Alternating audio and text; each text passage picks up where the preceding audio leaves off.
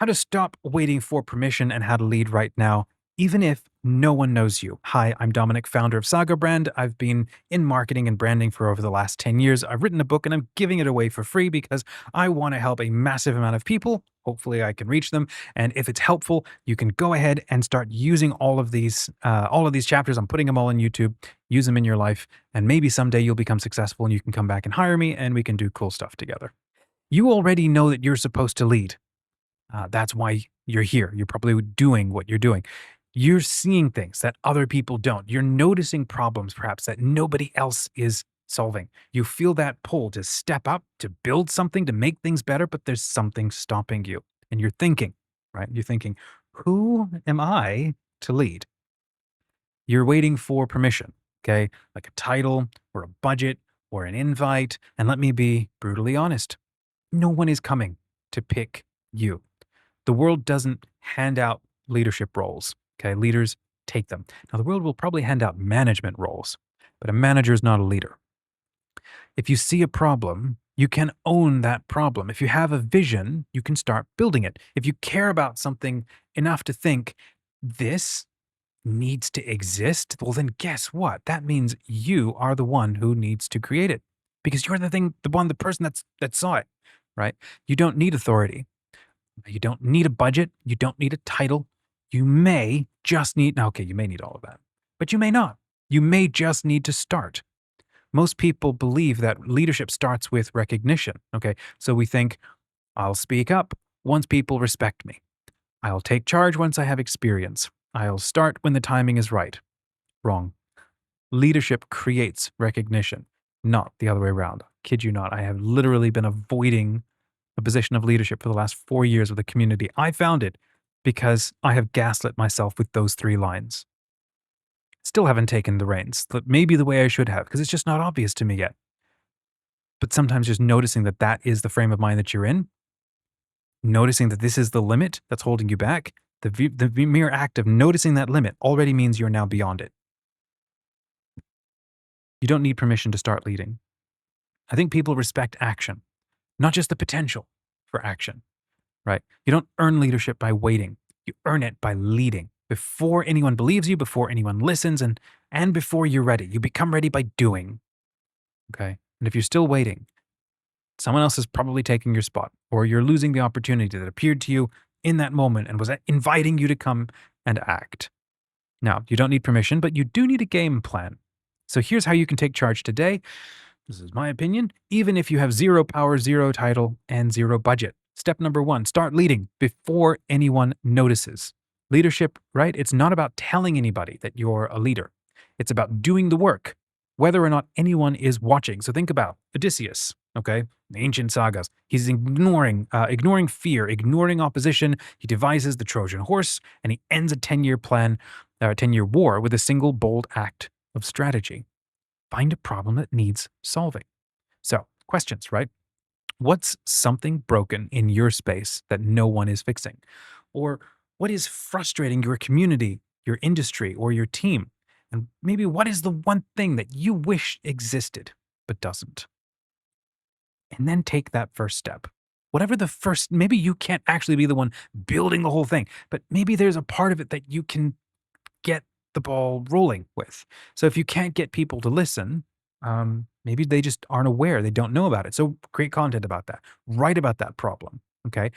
Post about it. Talk about it. Create that awareness around the problem. If you don't have an audience, serve one person first.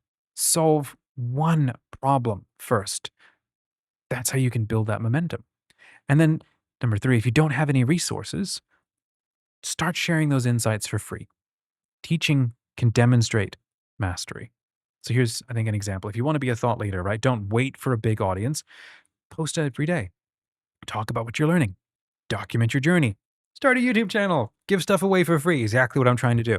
Find a problem today and take the smallest possible step towards solving it. All right, that's step number 1. Now, here's step number 2. Rally people to your cause. Even if no one's listening yet, rally them. I love this piece of advice. Write to rally people. Write to inspire people, to convert them, not just to convince them, not just to try to sell something. or to compel them. Leaders don't beg for followers. They start moving. People naturally follow those who move first. So tell people what you're building. DM 3 people, for example, and say, I'm working on this idea. I think it could really help people. What do you think? All right. Post about it online with some friends or whoever. Talk about it. Share some early wins. Now, here's of course, the big difference. What a lot of us will do is we will have an idea and then we will talk about it, get the dopamine and the happy feedback, and then because we got that, feel like, well, I don't actually have to go and do the thing that I said I was going to do. Just don't do that. If you're going to share about it, it's probably smart. Hunker down, war game out a plan before you do anything deeper, and then hold yourself accountable or find some way to create accountability so that you actually keep moving. And then, yes, do share the journey, but know that you're not doing it for the dopamine. Okay. And then number 3, create a simple invite, letting people know I'm starting something. Are you in? For example, I want to help self-starters. I want to help people like me. I've written a book that's everything that I wish I knew 10 years ago. I'm now giving it away for free. I think there's a ton of self-starters out there, just like maybe you and just like me. And I think this book could be really helpful for them. I'm going to give it all away for free. And maybe I'll start a community and we can gather around and we can work together and hold ourselves accountable and build our brands and start our sagas together. I don't know if it's something people want, so I'm going to just put it out there. You can head over to my website and you can join the wait list. And when we get a bunch of people, I'll open those doors and we can start that. Perfect case study right here. I'm trying, what is it? Drinking my own champagne, right? Taking my own advice.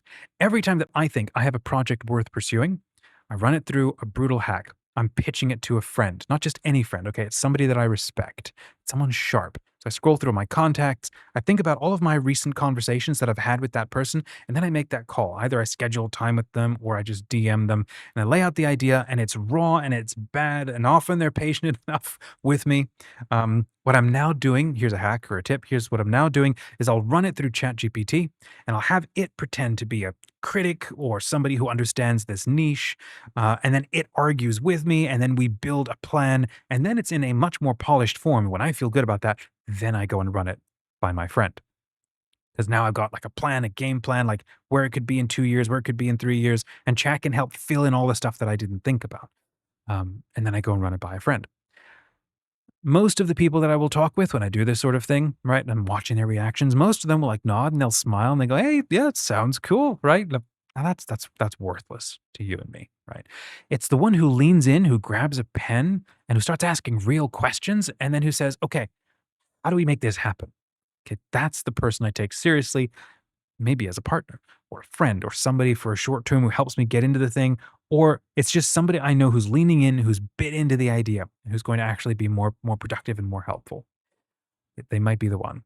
So watch for grifters. And here's like a tip. There are some people who will latch on. They will not build with you. They want to ride your momentum. You don't need that dead weight. It's different when it's like a client or a customer or something and they're paying you a subscription, then they can sort of take what they want if they don't want to follow. But we're talking about somebody on your team. You want somebody who's going to pull their own weight.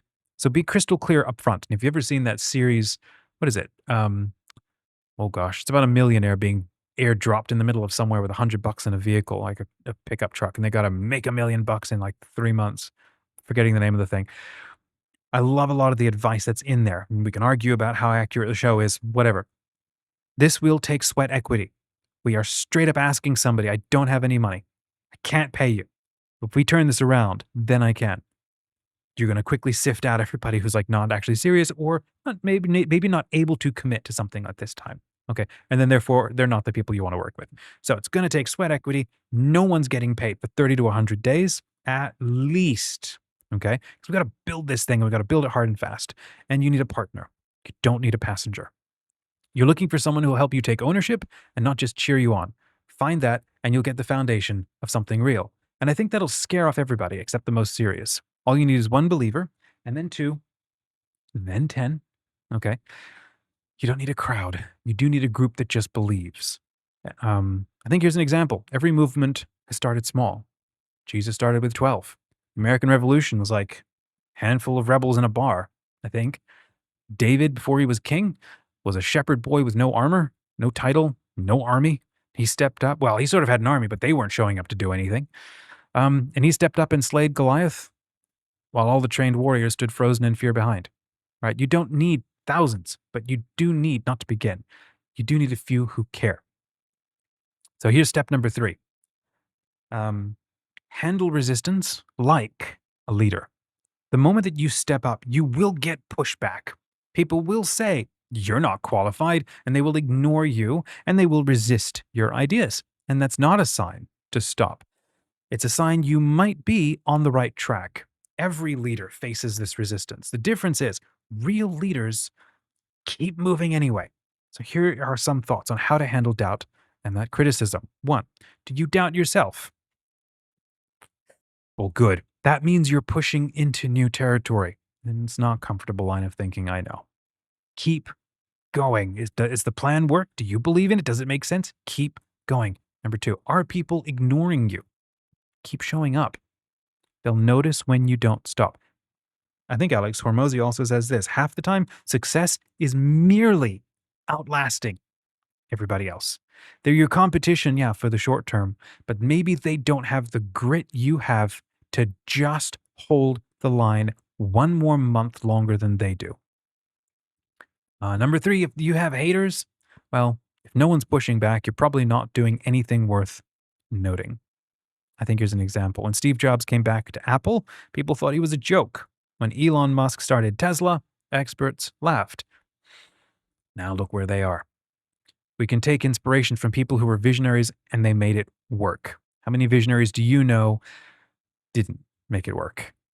We have to be real here. I am not a bitter war hero with a thick skin. I really, really struggle with negative feedback. I gotta suck it in every time I pull up YouTube and check my comments in case I've got a troll or somebody who disagrees with me.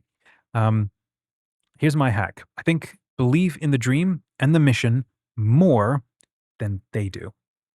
If you get trolls in your comments or angry community members or, I don't know, family members who list off the reasons why you'll never make it, try this. Try not to react. Take it all in. Maybe even agree with them. Up until yesterday or last week, maybe they were right. They're going off of the proof that you've given them. But now you're building new proof. And you're going to prove them wrong. Almost every time, without fail, I'm going to get pushback right at the moment where I want encouragement. It's like the universe plays a joke, okay? Right as I'm turning the corner and I'm making decisions and I'm making my moves and something crops up to kick me down. I'd be lying if I said that I expected it now. That I look for it as proof that I'm on the right track, that I welcome it as part of the journey. That's always what I think afterward. Because it's true. In the moment, I just need to stay level-headed, calm, and decide on what I will do. Now, I can delete the comment and I can block the person, or I can thank the family member for telling them how stuck I have been or how I do suck. In fact, I agree. I need to get better. Alex Hormozy even doubles down on encouraging feedback from people. As soon as they start telling you something, lean in and interrupt them with enthusiastic agreement. Yes, thank you, you're right. I need to get better. Keep going. Keep telling me. I need to get better at that too. Don't be a jerk about it. Be honest. Someone is giving you a playbook for what not to do. Now, it can be helpful. Sometimes it's not, but you won't know unless you actually listen. And then maybe decide to never listen to them again because they were totally wrong.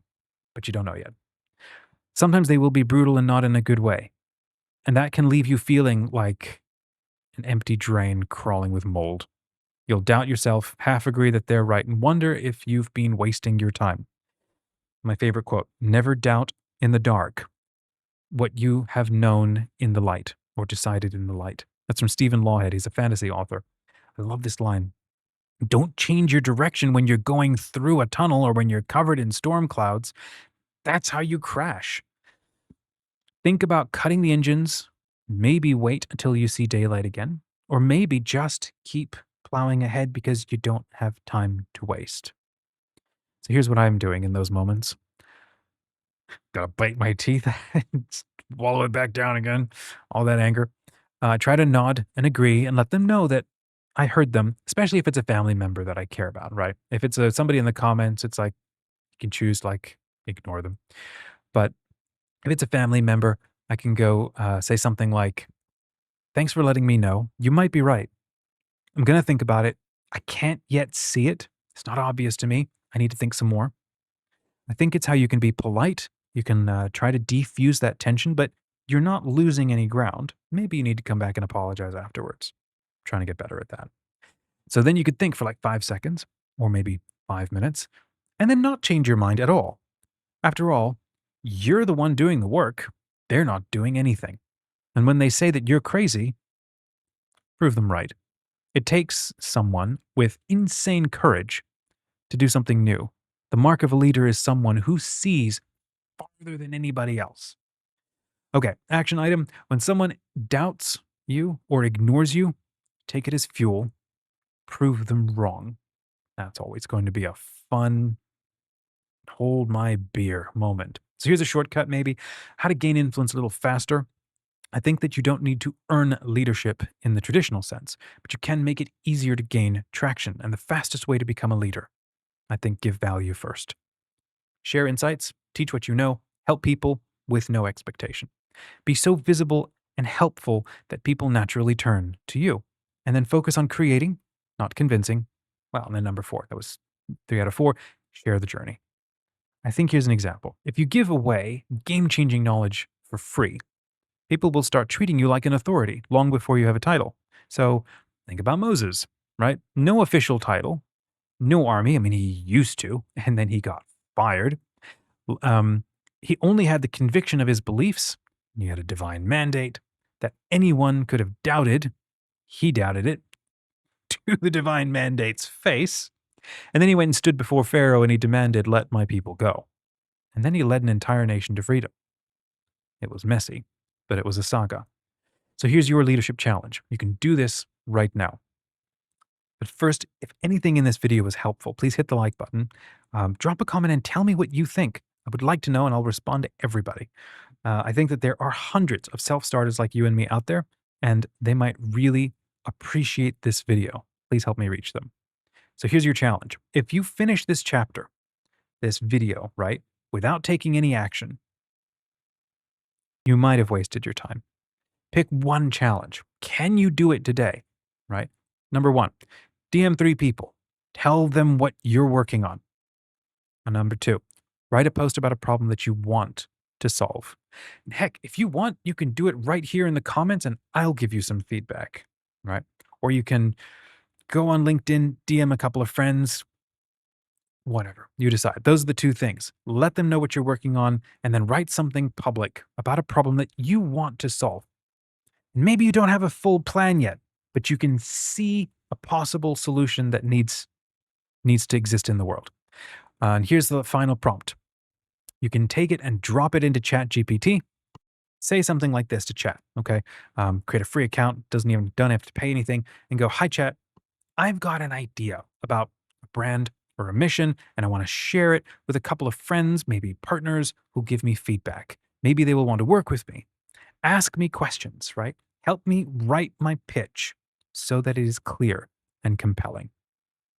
And then go ahead and spit out everything that you're thinking of and chew through it and have chat workshop it with you. Okay. Now, if you enjoyed this video, you're going to enjoy this other one that I just recorded. Why your brand must be a saga. It's kind of the point of this channel. I'm trying to help people think about branding in a different way. And if you're a leader, you're starting a great adventure. And there is a code for that. There is a 4-step process to help you think about building a brand that people truly love to follow. Go ahead and give it a watch.